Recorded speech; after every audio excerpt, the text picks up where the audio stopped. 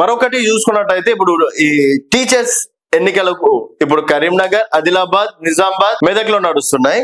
ఆ విధంగానే ఇక్కడ వరంగల్, అలాగే ఖమ్మం, అలాగే నల్గొండ. సో ఇక్కడ మూడిట్ల దగ్గర కూడా బీజేపీ వర్సెస్ కాంగ్రెస్, అలాగే యూటీఎఫ్ కి సంబంధించి స్వతంత్రులు కూడా టీచర్స్ ఎమ్మెల్సీ ఎన్నికల్లో ఎక్కువగా ప్రచారాలు నిర్వహిస్తున్నారు. మరి ఎమ్మెల్సీ టీచర్స్ ఈ మూడు వరంగల్, ఖమ్మం, నల్గొండలో చూసుకున్నట్టయితే ఇక్కడ ఉన్నటువంటి పరిస్థితుల దృష్ట్యా ఇక్కడ భారతీయ జనతా పార్టీ వర్సెస్ యూటీఎఫ్, భారతీయ జనతా పార్టీ వర్సెస్ యూటీఎఫ్ మధ్యన ఇక్కడ టఫ్ కాంపిటీషన్ ఉండే అవకాశం ఉంది.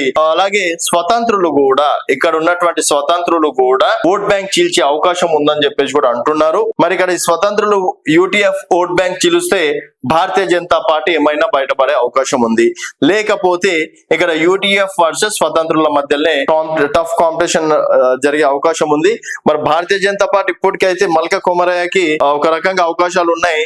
అంతో ఇంతో బయటపడితే అంజిరెడ్డి బయటపడతాడు. మరి ఇక్కడ చూసుకున్నట్టయితే భారతీయ జనతా పార్టీకి కొంతమేర కష్టంగానే ఉంది. ఇక్కడ యూటీఎఫ్ వర్సెస్ స్వతంత్రుల మధ్యలో ఎక్కువ కాంపిటీషన్ ఉండే అవకాశాలు ఉన్నాయని చెప్పేసి కూడా చెప్పుకోవచ్చు. ఎందుకంటే ఇక్కడ ఓట్ బ్యాంక్ కూడా తక్కువనే భారతీయ జనతా పార్టీకి.